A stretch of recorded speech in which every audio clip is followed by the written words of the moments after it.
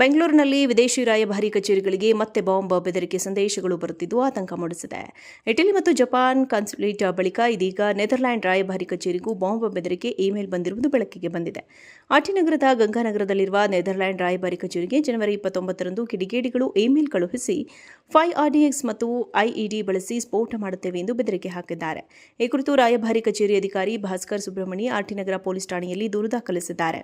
ಪ್ರಕರಣ ದಾಖಲಿಸಿಕೊಂಡ ಪೊಲೀಸರು ತನಿಖೆ ಆರಂಭಿಸಿದ್ದಾರೆ. ಹಿಂದೆ ಹಲಸೂರಿನಲ್ಲಿರುವ ಇಟಾಲಿಯನ್ ಕಾನ್ಸುಲೇಟ್ ಕಚೇರಿಗೂ ಇಮೇಲ್ ಮೂಲಕ ಬಾಂಬ್ ಬೆದರಿಕೆ ಬಂದಿತ್ತು.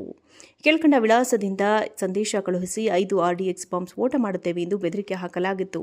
ಈ ಸಂಬಂಧ ಇಟಾಲಿಯನ್ ಕಾನ್ಸುಲೇಟ್ ಭದ್ರತಾ ವ್ಯವಸ್ಥಾಪಕ ಜಿಯೋಡೊಮೆನಿಕೊ ಮಿಲಾನೋ ಹಲಸೂರು ಪೊಲೀಸ್ ಠಾಣೆಯಲ್ಲಿ ದೂರು ನೀಡಿದರು. ಇದರ ಬೆನ್ನಲ್ಲೇ ಕಬ್ಬನ್ ರಸ್ತೆಯಲ್ಲಿರುವ ಜಪಾನ್ ಕಾನ್ಸುಲೇಟ್ ಜನರಲ್ ಕಚೇರಿಗೂ ಅಪರಿಚಿತ ಸಂಖ್ಯೆಯಿಂದ ಕರೆ ಮಾಡಿ ಕೊಲೆ ಬೆದರಿಕೆ ಹಾಕಲಾಗಿತ್ತು.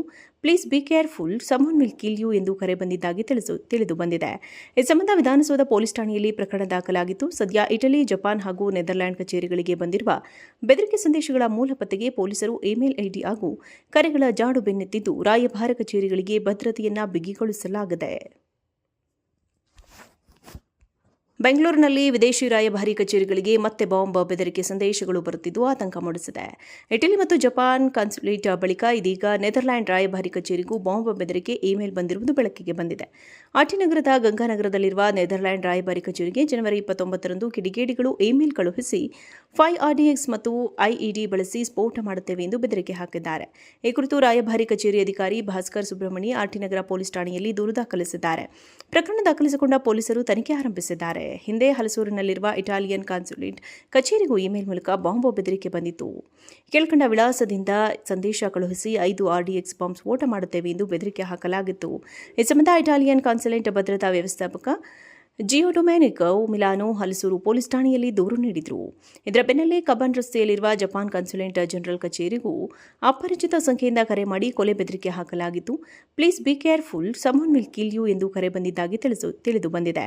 ಈ ಸಂಬಂಧ ವಿಧಾನಸೌಧ ಪೊಲೀಸ್ ಠಾಣೆಯಲ್ಲಿ ಪ್ರಕರಣ ದಾಖಲಾಗಿತ್ತು. ಸದ್ಯ ಇಟಲಿ, ಜಪಾನ್ ಹಾಗೂ ನೆದರ್ಲ್ಯಾಂಡ್ ಕಚೇರಿಗಳಿಗೆ ಬಂದಿರುವ ಬೆದರಿಕೆ ಸಂದೇಶಗಳ ಮೂಲ ಪತ್ತೆಗೆ ಪೊಲೀಸರು ಇಮೇಲ್ ಐಡಿ ಹಾಗೂ ಕರೆಗಳ ಜಾಡು ಬೆನ್ನತ್ತಿದ್ದು ರಾಯಭಾರ ಕಚೇರಿಗಳಿಗೆ ಭದ್ರತೆಯನ್ನ ಬಿಗಿಗೊಳಿಸಲಾಗಿದೆ.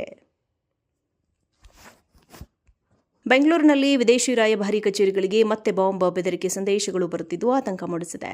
ಇಟಲಿ ಮತ್ತು ಜಪಾನ್ ಕಾನ್ಸುಲೇಟ್ ಬಳಿಕ ಇದೀಗ ನೆದರ್ಲ್ಯಾಂಡ್ ರಾಯಭಾರಿ ಕಚೇರಿಗೂ ಬಾಂಬ್ ಬೆದರಿಕೆ ಇಮೇಲ್ ಬಂದಿರುವುದು ಬೆಳಕಿಗೆ ಬಂದಿದೆ.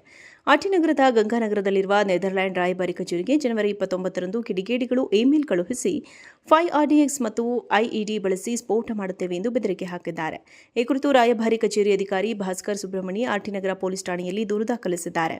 ಪ್ರಕರಣ ದಾಖಲಿಸಿಕೊಂಡ ಪೊಲೀಸರು ತನಿಖೆ ಆರಂಭಿಸಿದ್ದಾರೆ. ಹಿಂದೆ ಹಲಸೂರಿನಲ್ಲಿರುವ ಇಟಾಲಿಯನ್ ಕಾನ್ಸುಲೇಟ್ ಕಚೇರಿಗೂ ಇಮೇಲ್ ಮೂಲಕ ಬಾಂಬ್ ಬೆದರಿಕೆ ಬಂದಿತ್ತು.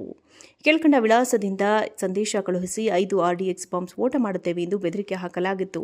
ಈ ಸಂಬಂಧ ಇಟಾಲಿಯನ್ ಕಾನ್ಸುಲೇಟ್ ಭದ್ರತಾ ವ್ಯವಸ್ಥಾಪಕ ಜಿಯೋಡೊಮೆನಿಕೊ ಮಿಲಾನೋ ಹಲಸೂರು ಪೊಲೀಸ್ ಠಾಣೆಯಲ್ಲಿ ದೂರು ನೀಡಿದರು.